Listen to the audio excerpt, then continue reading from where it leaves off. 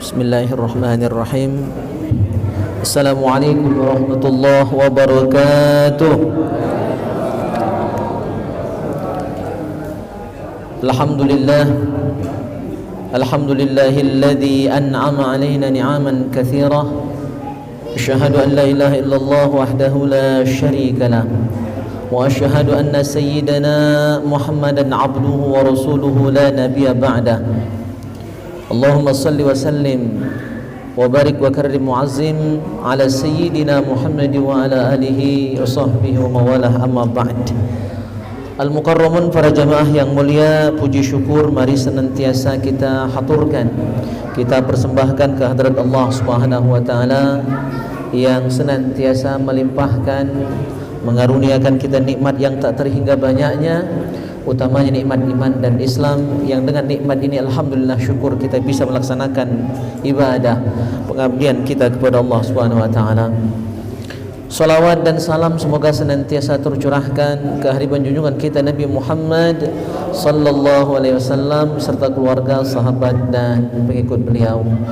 Jamaah yang mulia, syukur juga kita sekarang sudah memasuki bulan Rajab, salah satu bulan mulia, bulan haram, bulan yang dihormati dalam Islam, dan kita disunahkan memperbanyak ibadah di bulan Rajab ini sebagai langkah persiapan kita untuk memasuki bulan suci Ramadan.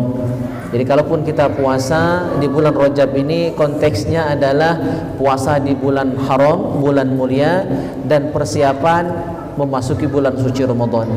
Karena kalau tanpa persiapan, nanti Ramadannya tiba-tiba puasa, sebelum Ramadan dari Rajab dan Syaban kita tidak puasa, maka akan biasanya itu teler ya, karena tidak persiapan. Maka sejak bulan Rajab ini kita memperbanyak doa kepada Allah Subhanahu wa taala. Allahumma barik lana fi Rajab wa Sya'ban wa ballighna Ramadan. Ya Allah, berkahi kami di bulan Rajab ini serta berkahi kami juga di bulan Sya'ban nanti, dan tolong sampaikan kami ya Allah, ya, sampaikan umur kami di bulan suci Ramadan sehingga kami bisa ibadah maksimal nantinya di bulan Ramadan.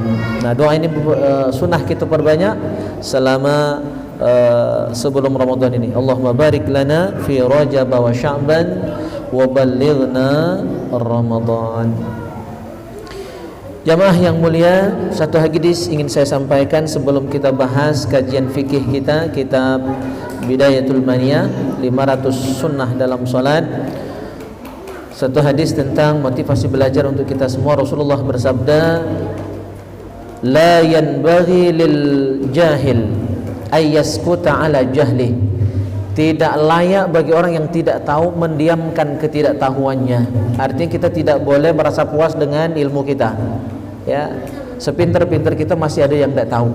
Ya, oleh karena itu kita wajib belajar dan belajar, walaupun sudah kiai haji, sudah syekh, ya, apalagi masih awam, maka tentu kita harus belajar terus siang malam, ya, minimal di majelis-majelis yang diadakan, yang dilaksanakan oleh para pengurus masjid.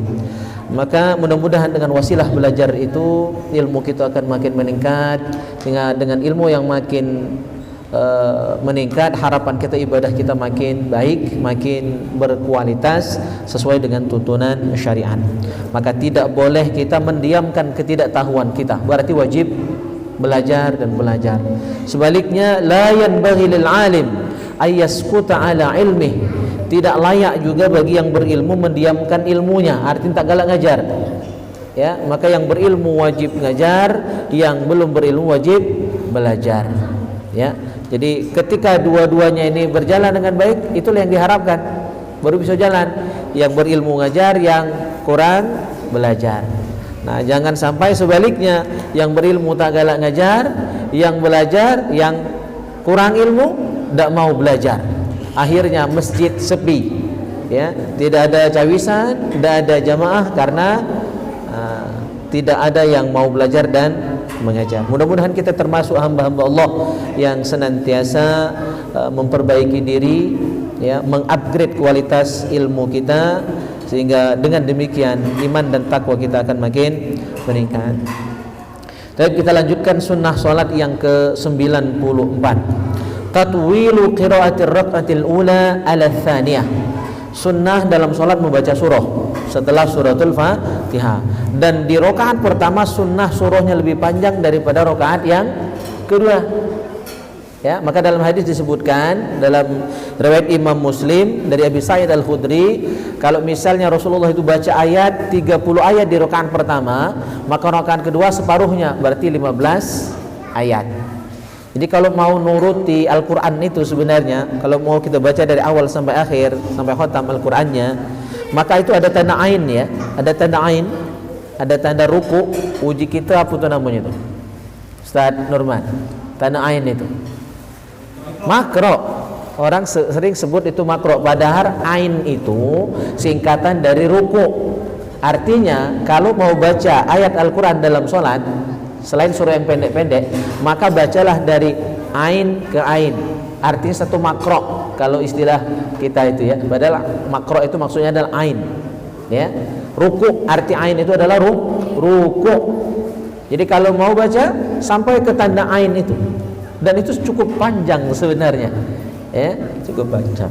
Maka Rasulullah kalau baca 30 ayat di rakaat pertama, rakaat kedua berarti separuhnya 15 ayat. Nah, kalau kita sekarang itu termasuk kepanjangan ya, sudah dianggap kepanjangan karena kita sudah tidak biasa membaca ayat panjang-panjang seperti itu.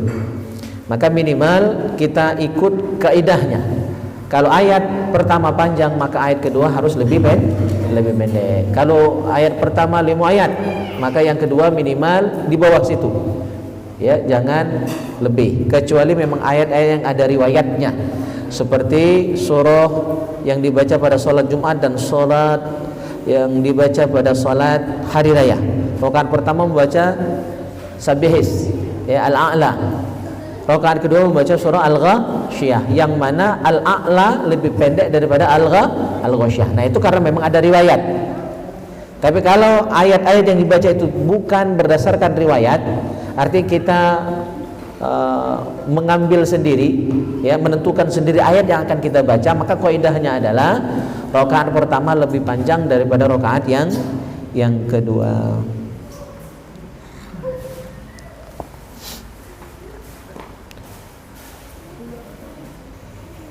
Yusannu lil imam tatwilu qira'at ar-rak'ah ats-tsaniyah liyalhaqahu muntazirus sujud fi halati ziham. Nah, tapi pada waktu-waktu tertentu disunnahkan bagi imam memanjangkan bacaan pada rakaat yang kedua. Tapi tidak tiap hari, pada saat-saat tertentu. Misalnya apa? Liyalhaqahu muntazirus sujud fi halati ziham. Jamaah sangat banyak sehingga shaf itu sangat rapat. Ya, shaf ideal itu kan adalah 3 hasta. Ya, antara shaf pertama, kedua dan ketiga itu 3 hasta. Itu ideal kalau badan kita besar-besar. Kalau awak orang kita Indonesia ini kecil-kecil lah. Jadi 2 hasta, ini 2 hasta ini. Ya, ini termasuk ukuran sedang. Kalau sejadah lama itu itu paling pendek itu. Jadi kalau sujud itu pasti ada yang tertijak kaki orang di belakang gitu. Atau yang di belakang akan tertunyul ya, atau ada yang masuk sarung jamaah yang di depannya karena terlalu pendek. Jadi sebenarnya jarak ideal antara imam dengan makmum di shaf pertama dan shaf kedua dan berikutnya itu adalah 3 hasta, itu maksimal.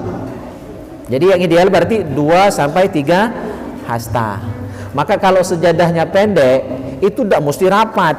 Jadi jangan salah paham, shaf rapat itu berarti kalau pendek tetap dirapatkan, tidak. Ya, jadi boleh shaf pertama dan kedua itu direnggangkan kalau sejadahnya pendek. Tapi jangan melebihi 3 hasta. Jangan sampai dalam sholat itu saling ganggu, ada tertijak, ada tertumur, ya kan? Itu mengganggu dan merusak kehusuan sholat kita. Ada kadang-kadang takut melanggar rapatnya shaf sehingga tetap memaksakan diri untuk merapatkan sejadah pertama dan kedua. Nah, jadi kalau ini alhamdulillah bagus, sejadahnya lebar, ya, empuk puluh, ya kan, kurang mahal. Ada yang sejadah tipis itu sudah kecil, tipis, lakasar, dirapatkan puluh. Nah, ketimbean itu susah sujud, ya, di sejadah seperti itu. Nah, seandainya masjid itu jamaahnya full, saking padatnya, satu sejadah ini mungkin ada 2 shaf, ya. Pada saat itu saja, mungkin sholat Jumat atau barangkali sholat hari raya. Maka ketika imam tahu kondisi itu, imam boleh memperpanjang rakaat kedua. Ya, memperpanjang rakaat yang kedua bacaannya. Ya, yusannu lil imam tatwilu qiraatir rakaati tsaniyah. Sunnah bagi imam memanjangkan bacaan pada rakaat yang kedua supaya liyalhaqahu muntazirus sujud, supaya orang yang menanti sujud, ya, menanti sujud itu bisa melaksanakan sujudnya. Jadi sujudnya bergilir. Sujudnya bergilir. Karena sop sangat padat. Ya, sop sangat padat. Bahkan pada saat-saat tertentu, misalnya kita di Masjidil Haram, jamaah haji sangat padat. Ya, az-ziham, sangat ramai. Sehingga tidak bacaan sujud di lantai, sujud di tempat sujud. Maka boleh pada saat itu kita sujud di punggung orang yang ada di depan kita. Karena jarak mungkin cuma sekilan atau 2 kilan, padatnya manusia. Maka tidak bisa kita mencapai tempat sujud. Ya, maka ini alternatif paling akhir, boleh sujud di belakang orang, di punggung orang yang mungkin bahkan mohon maaf di pantat orang itu sujudnya. Itulah bacanya, dimaklumi dalam kondisi tidak normal. Cuma kalau sengaja, ya, suasana normal sengaja nak sujud di belakang wong, itu salah, ya, tidak sah sujudnya.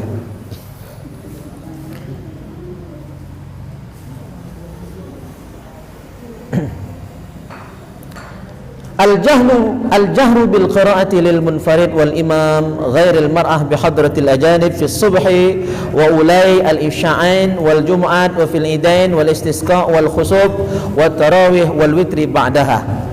Sunnah juga dalam sholat itu membaca surah dijaharkan. Sunnah dijaharkan pada waktu kapan? Ya, pada waktu sholat subuh, terus 2 rakaat pertama sholat Isya, pada sholat Jumat, pada sholat hari raya, pada sholat istisqa, sholat gerhana bulan. Kalau gerhana matahari sunnahnya sir, ya, yang siang. Terus sholat sunnah tarawih, sholat witir pada bulan Ramadan. Nah, ini sunnah dijaharkan. Ya, berarti selain itu sunnahnya sir. Sholat duha sunnahnya sir. Ya, terus sholat zuhur dan asar sunnahnya sir. Nah, ini berlaku pada orang yang sholat sendirian atau berlaku bagi imam, makmum ngiring ke baik. Ya. Nah, untuk perempuan tidak disunahkan jahar kalau ada laki-laki lain di tempat dia sholat itu. Misalnya ibu-ibu sholat di masjid, maka tidak boleh jahar. Amin pun tidak boleh. Ya, yang baca amin jahar pada sholat maghrib dan isya serta subuh hanya jamaah laki-laki. Ibu-ibu baca amin, tapi sir cukup didengar oleh diri sendiri. Tidak boleh terdengar oleh laki-laki lain atau jamaah lain. Cuma kalau ibu-ibu sholat di rumah, ya, yang ada hanya mahram, tidak ada orang lain, ya, suami hanya anak, maka ibu-ibu boleh membaca surah secara jahar, tapi tidak boleh sejahar bacaan laki-laki. Ya, tidak boleh melengking, apalagi pakai mic misalnya, maka ibu-ibu tidak boleh. Ya, cukup jahar ala kadarnya, terdengar oleh orang yang berdekatan dengan jamaah perempuan tadi. Ya.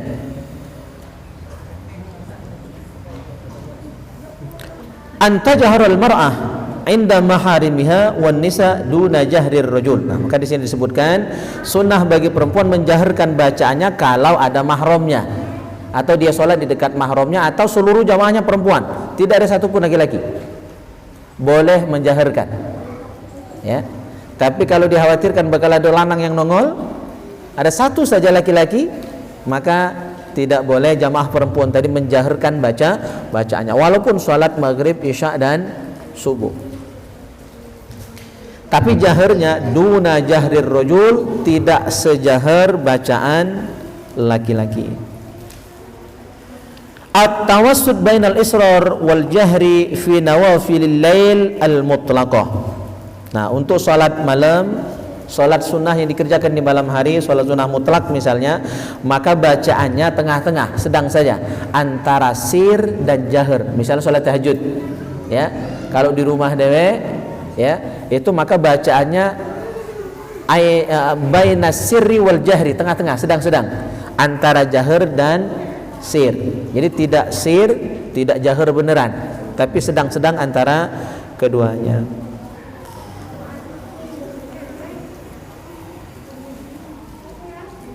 Berikutnya al-qiyam fin nafilah. Sunnah berdiri dalam sholat sunnah yang kita kerjakan. Oke. Berdiri itu dalam sholat wajib hukumnya rukun, wajib. Tapi dalam sholat sunnah tidak menjadi rukun.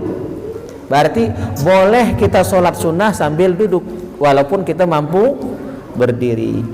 Ya, berdasarkan hadis Rasulullah sallallahu alaihi wasallam, sa'altun nabiyya sallallahu alaihi wasallam an salatir rujul wa huwa qa'idun. Saya bertanya tentang seseorang yang sholat sambil duduk padahal dia mampu berdiri. Maka kata Rasulullah sallallahu alaihi wasallam, man shalla qa'iman fa huwa afdal. Barang siapa sholat sunnah dalam keadaan berdiri, maka itu lebih afdal. Wa man shalla qa'idan falahu nisfu ajril qa'im. Siapa yang sholat sunnah dia mampu berdiri tapi dia kerjakan sambil duduk, maka pahalanya separuh orang yang sholat berdiri. Wa man shalla na'iman falahu nisfu ajril qa'id. Barang siapa yang mampu duduk, ya, tapi dikerjakan sholat sambil berbaring, sholat sunnah yang dimaksud, maka pahalanya separuh dari sholat yang duduk. Nah, ini berlaku kapan? Ketika memang ada uzur, ya. Ketika memang tidak ada uzur, ya. Jadi orang yang sholat sunnah dia mampu berdiri, sholatnya sambil duduk sah. Misalnya tarawih, ya, rokaatnya kepanjangan, mungkin 20 rokaat dia kerjakan, atau sebagaimana sholat tarawih pada masa Umar bin Abdul Aziz itu 41 rokaat, 40-nya tarawih, 1-nya witir. Itu zaman Umar bin Abdul Aziz di Madinah. Beliau menjadi gubernur Madinah pada masa itu. Nah, misalnya kita ikut sholat zaman itu, ya, akhirnya sengal kan, 20 kita kerjakan berdiri, sholat tarawihnya, separuhnya duduk, sah itu. Cuma pahalanya separuh, ya, separuh. Tetapi ketika kita sholat sunnah tadi sambil duduk karena uzur, karena faktor usia, karena sakit, maka tidak dikurangi pahalanya. Di sini diterangkan wa mahallu nuqsani ajril qa'id wal muttaji indal qudrah. Kalau mampu berdiri tapi duduk, mampu duduk tapi baring sholatnya. Nah, wa illa, kalau tidak mampu berarti karena ada uzur, karena sakit, karena usia dan lain sebagainya, lam yankus min ajrihi ma syai'un, maka pahalanya tidak dikurangi sedikit pun kalau karena uzur. Ya, jadi sholat sunnah sah dikerjakan duduk, tapi afdolnya berdiri. Ya, tapi kalau sholat wajib mampu berdiri tidak dikerjakan berdiri, maka tidak sah. Ya, jadi beda antara sholat wajib dengan sholat sunnah. Yang berikutnya sunnah dalam sholat adalah ayyaqra'a bi qisaril mufassal fil maghrib. Pada sholat maghrib, surah yang dibaca sunnahnya yang bi qisaril mufassal, surah pendek-pendek. Surah yang disebut bi qisaril mufassal, surah pendek itu adalah dari wadduha sampai an-nas. Jadi kalau mau baca sholat pada sholat maghrib, mau baca surah, ya, pilihannya adalah dari surah ad-duha sampai an-nas. Itu disebut dengan biqisaril mufassal, surah pendek yang banyak mufassal, pemisahnya, ya. Nah, sholat isya-nya panjang dikit dari sholat maghrib.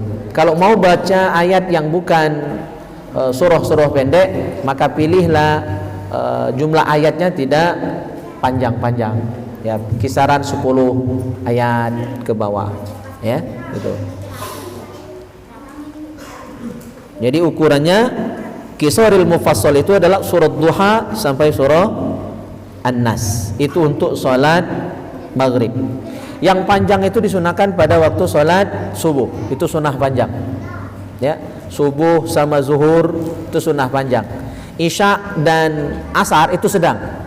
Jadi maghrib pendek, terus isya dan asar sedang, zuhur dan subuh panjang. Jadi itu urutannya. Yang paling pendek bacaan pada sholat maghrib, sedang naik dikit panjangnya isya dan asar, asar sedang, ya.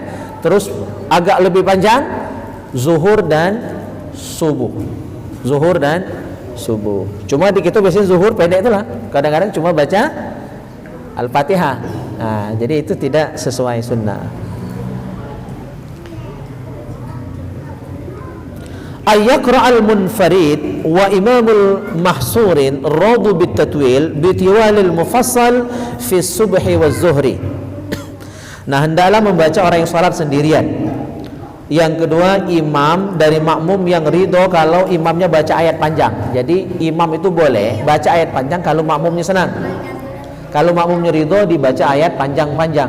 Cuma kalau makmumnya beragam, racok, ya, ada ibu-ibu beranaan, ya kan, ada nenek-nenek, ada kakek-kakek, ada budak, ada pegawai, atau masjid itu di komplek perkantoran seperti Al-Amir, maka tidak boleh panjang-panjang, sedang saja, ya. Jadi yang boleh panjang itu cuma dua, baca ayat dalam sholat itu cuma dua. Satu, sholat dawean, sepanjangnya lajulah. Nabi kalau sholat dawean, pernah sahabat ikut Nabi sholat malam, sahabat ini tidak diajak ikut baik, Nabi lagi sholat langsung dia ikut, include saja jadi makmum Nabi mendadak.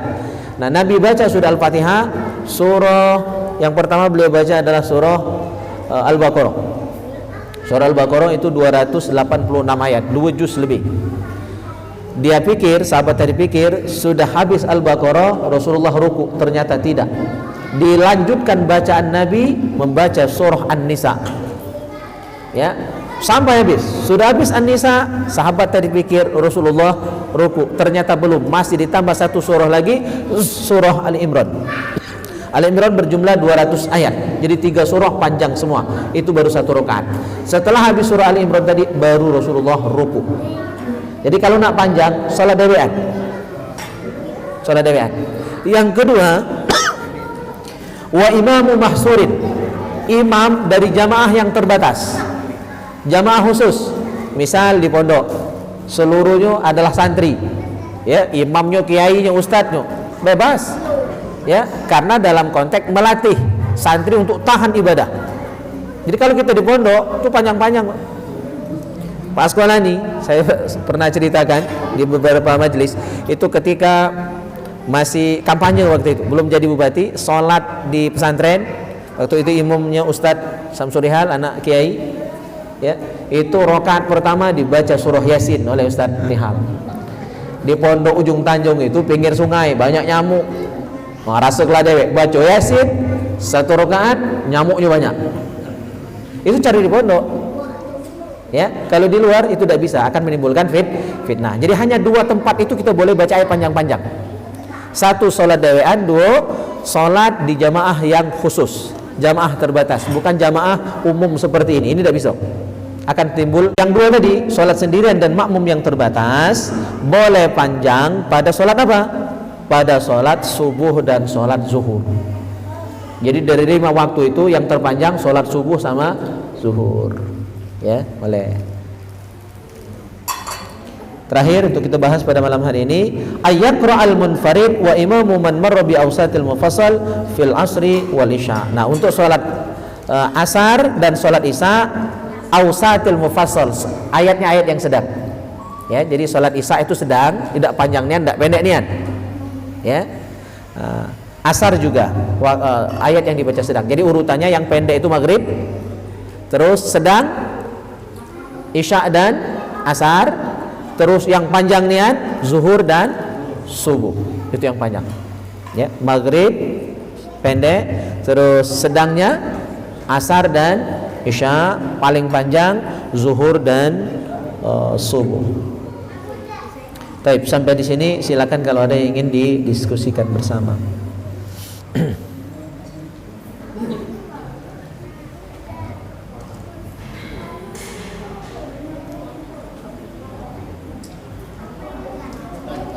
Ya.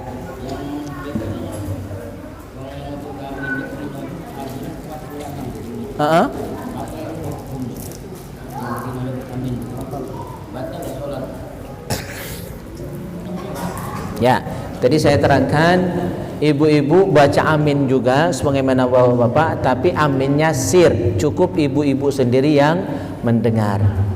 Ya, nah, bagaimana yang ditanyakan Ustaz Somad ini? Seharusnya beliau yang menjawab, ini bukan bertanya ya, Ustaz Abdul Somad ya. Nah, beliau bertanya bagaimana kalau ibu-ibu aminnya dijaharkan, ya, sah atau tidak sholatnya, batal atau tidak? Sholatnya tidak batal, ya, hanya itu makruh saja. Karena menjaharkan dan mensirkan itu adalah sunnah, berarti ketika tidak dilaksanakan bukan batal, tapi makruh.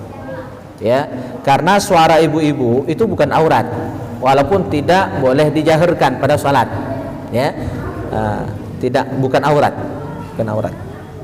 Jadi tidak sampai membatalkan, paling banter makruh, ya, makruh.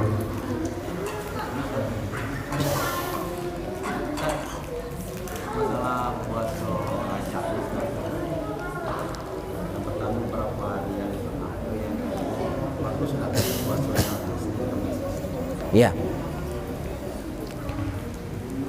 tentang puasa Rajab, ya, berapa hari yang disunnahkan dan boleh tak puasa Rajab itu Senin dan Kamis. Jadi dari empat mazhab menyatakan sunnah puasa Rajab.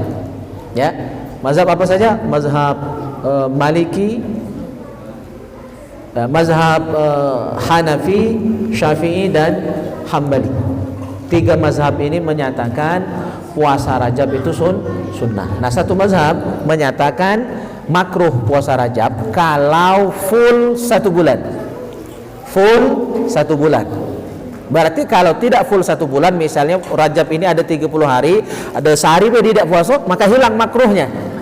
Berarti bisa kita ambil kesimpulan, empat mazhab sebenarnya mensunnahkan, menyatakan sunnah puasa Rajab, kecuali mazhab Maliki menyebutkan tidak boleh full. Kalau full 1 bulan maka hukumnya makruh. Berarti biar tidak makruh kurangi sehari, ya. Nah, berarti pilihannya udah minimal sehari, maksimal 1 bulan, ya. Karena kalau lama masuk bulan kedua bukan lagi bulan Rajab, lah bulan Sa'ban namanya kan.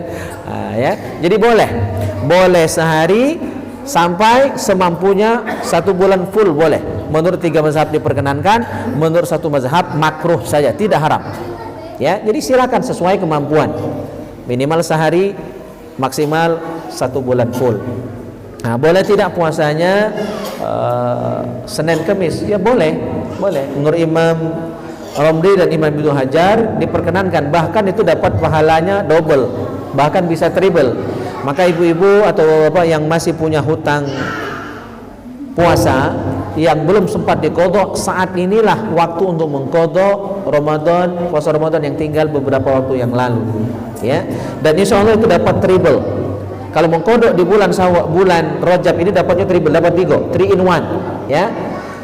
Satu qadhanya sah, yang kedua dapat pahala puasa Rajab, artinya puasa di bulan suci, di bulan haram, bulan mulia dalam Islam.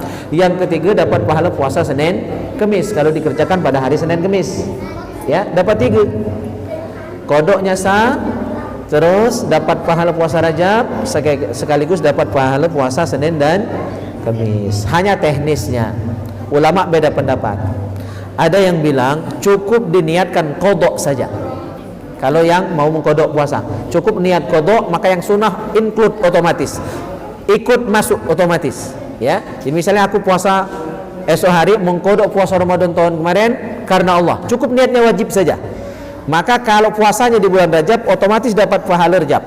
Kalau puasanya hari Senin dan Kamis, otomatis dapat pahala puasa Senin Kamis. Itu pendapat pertama, ya. Pendapat kedua, ini pendapat antara Imam Romli dan Imam Ibnu Hajar. Nah, orangnya ada di sini. Tanya dewek kayak ya. Nah, antara dua ulama ini berbeda pendapat.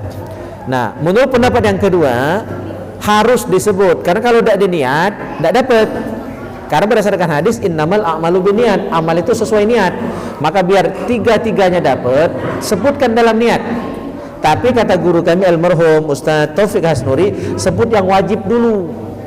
Ya, maka misalnya niatnya, aku puasa esok hari, yang mengkodok puasa Ramadan tahun kemarin, sekaligus puasa bulan Rajab, sekaligus puasa hari Senin atau Kamis karena Allah, maka itu sah. Tapi sebut wajib dulu, Sebut qada dulu, baru puasa bulan Rajab, atau dulu kan Senin Kamis tidak jadi masalah. Yang penting nomor 1 disebut wajib. Nah, menurut pendapat kedua baru sah kalau disebut niatnya, tiga-tiganya. Gitu. Ya, jadi diperkenankan. Gitu. Cuma kalau mendahulukan niat puasa sunnah tidak sah. Ya, misalnya aku puasa esok hari, puasa bulan Rajab dan Senin sekaligus mengkodok Ramadan, maka tidak sah. Karena lebih mendahulukan yang sunnah dari yang wajib. Dahulukan wajib dulu baru yang sunnah. Dalam urutan niatnya. Nah, ini termasuk apa ini? Rukhsah, ya, keringanan dalam mengkodok puasa yang tertinggal kemarin. Baik, ada lagi? Ya.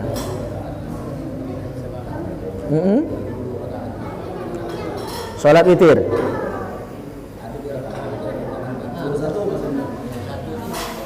Iya. Ya. Jadi tentang sholat witir, kenapa disebut witir padahal mengerjakannya 2-1, kan begitu. Makanya penting diperhatikan dalam niat sholat witir itu ada kalimat min. Usolli sunnatan minal witri. Kalimat min itu sangat penting untuk dipahami. Ya, ada orang yang tidak memperhatikan kalimat min itu. Min itu adalah huruf jar yang bermakna litab'id.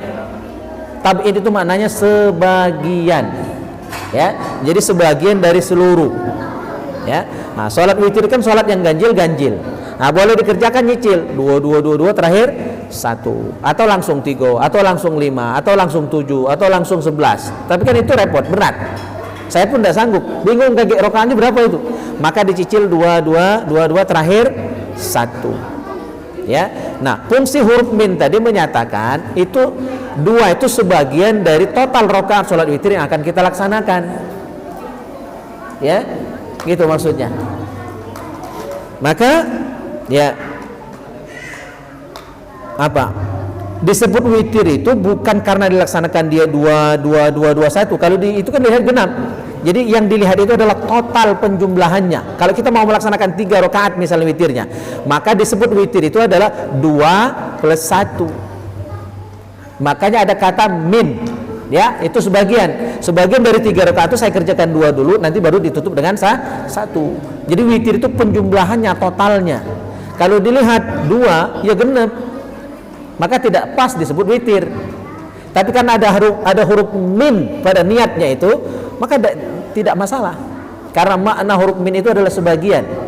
Jadi sebagian dari 3 saya kerjakan 2 dulu, nyicil. Saya mau kerjakan sholat witir 5 rakaat misalnya, maka saya cicil 2 terakhir baru 1. Total kan jadi 5. Ya, paham ya? Maka sangat penting huruf min pada lapas niat itu. Usolli sunnatan minal witri. Nah, akan jadi keliru kalau minnya dibuang. Usolli sunnatal witri. Ya, tapi rakaat ini kita sebut. Itu kan kontradiktif ya. Disebut 2, disebut witir tapi diniatkan 2. Ya.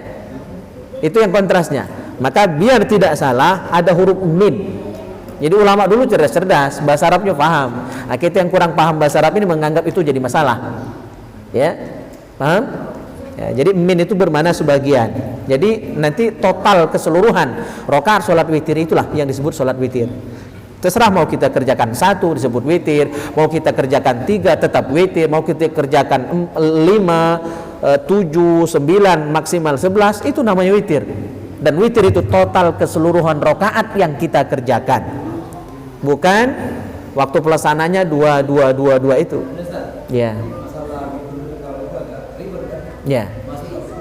Kalau seandainya langsung misalnya, itu kan tak ada ribet. Tadi sekarang 1 ada final itu tidak mungkin imam agak ribet kan masalah sekali. Masalahnya ada hadis begini, kan sholat witir itu sholatnya malam hari. Ada 2 hadis yang melarang. Kenapa tidak langsung 3? Kenapa tidak langsung 5? Pertama, jangan serupakan sholat sunnah dengan sholat wajib. Ada hadis melarang itu. Makanya ulama lebih memilih sholat witir yang 3 rakaat dibagi 2. Kalau langsung 3 mirip sholat maghrib. Itu yang pertama. Yang kedua, Ada hadis salatul lail mathna mathna, salat malam itu 2 rakaat 2 rakaat. Itu hadisnya. Berdasarkan 2 hadis itu ulama berkesimpulan lebih memilih, bukan menyalahkan yang lain ya, lebih memilih dan lebih menganggap afdol salat witir yang 3 itu dibagi 2. Dan itu ada hadisnya. Gitu. Jadi bukan pendapat ulama. Ulama berkesimpulan berdasarkan hadis. Ya, gitu. Karena ada larangan menyerupakan salat wajib dengan salat sunnah dengan salat wajib. Yang kedua ada larangan salat malam itu, ada anjuran salat malam itu 2 rakaat salam 2 rakaat salam. Jadi tidak ribet sebenarnya. Ya. Cukup menambahkan huruf min. Minal witri dan witri itu beda. Kalau witir berarti sekaligus. Kalau minal witri sebagian dari witir. Bagian dari salat sunnah witir. Itu kalau yang dikerjakan 2 rakaat. Ya. Satu ini pakai minal. Langsung. Ya.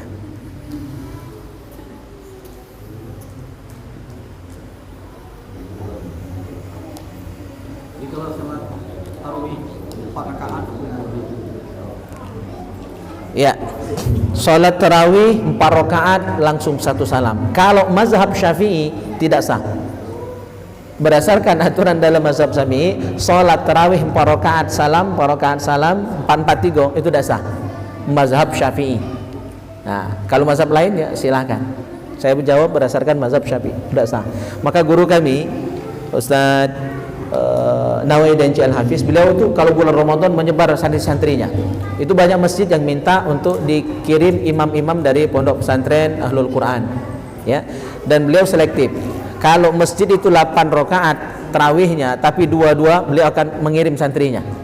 Atau yang 20 lebih semangat lagi beliau ngirim santrinya. Tapi kalau masjid itu melaksanakannya 4-4-3, beliau tidak akan kirim santrinya. Karena beliau tegas mengamalkan mazhab Syafi'i. Jadi kalau 8 masih ditoleransi, tapi mengerjakannya 2. Tapi kalau 4-4-3 beliau tidak akan mengirim santri. Karena memang dalam kitab I'anatul Talibin disebutkan tidak sah. Ya, salat tarawih 4 salam. Karena dalam keyakinan ulama Syafi'iyah, hadis Aisyah yang menyebutkan 11 itu bukan salat tarawih tapi salat witir. Salat witir. Karena bab hadis itu ada di bab salat witir. Nah, ini khilafiyah tentunya ya. Nah, yang tidak setuju silakan. Tapi ini pendapat yang diyakini dalam mazhab Syafi'i. Begitu. Ini tentang sholat yang gerak-gerak lebih 3 kali. Misalnya kalau posisi sholat itu gatal, maksudnya gerak 3 kali itu harus digerak 3 kali habis sudah, atau 1 kali tinggal 2 kesempatan lagi untuk gerakin. Gimana benar? Iya. 3 kali gerakan berturut-turut dalam satu rukun fi'li itu membatalkan sholat. Nah, kalau kita misalnya gaut itu berapa gerakan? Pertama kita kan bersedekap. Misalnya gatal di kening, kita menggerakkan tangan ke kening itu sudah 1. Balik kerja lagi lah 2. Ya, ditambah ini 3. Lebih bisa jadi. Jadi sekali lewat baik. Nah, sudah balik lagi. Ya, gitu. Tapi kalau terpisah rukun fi'li, misalnya sekali waktu berdiri, sekali waktu ruku, sekali waktu i'tidal, sekali waktu sujud, 4 kali itu tidak batal karena terpisah. Jadi yang tidak boleh itu 3 gerakan berturut-turut dalam satu rukun fi'li. Satu rukun fi'li itu berdiri, ruku itu rukun fi'li, berarti lah 2 rukun fi'li kan. I'tidal itu rukun fi'li yang ketiga, sujud itu rukun fi'li yang keempat. Nah, jadi kalau terpisah rukun fi'linya tidak membatalkan sholat. Paham? Ya. Kalau perempuan yang puasa Ramadannya kena halangan, jadi beberapa hari itu kan, jadi untuk bayarnya misalnya dia ada sanggup. Tidak sanggup untuk bayarnya nih ya. Tidak sanggup dikodok. Tidak kuat.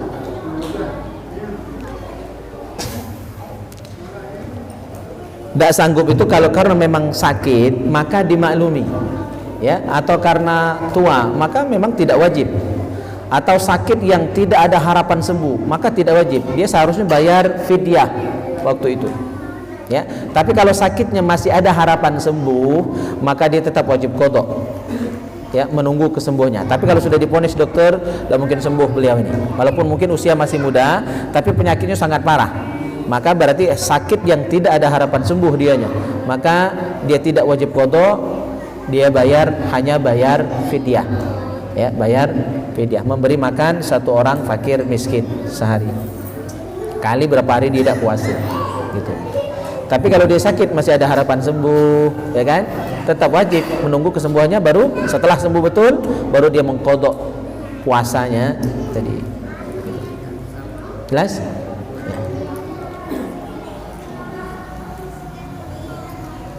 Udah Isa? Oke, pas. Kita cukupkan cawisan kita sampai di sini. Mudah-mudahan manfaat, dan kita akhiri dengan doa kafaratul majlis. Subhanakallahumma bihamdika asyhadu an la ilaha illa anta astaghfiruka wa atubu ilaik. Assalamualaikum warahmatullahi wabarakatuh.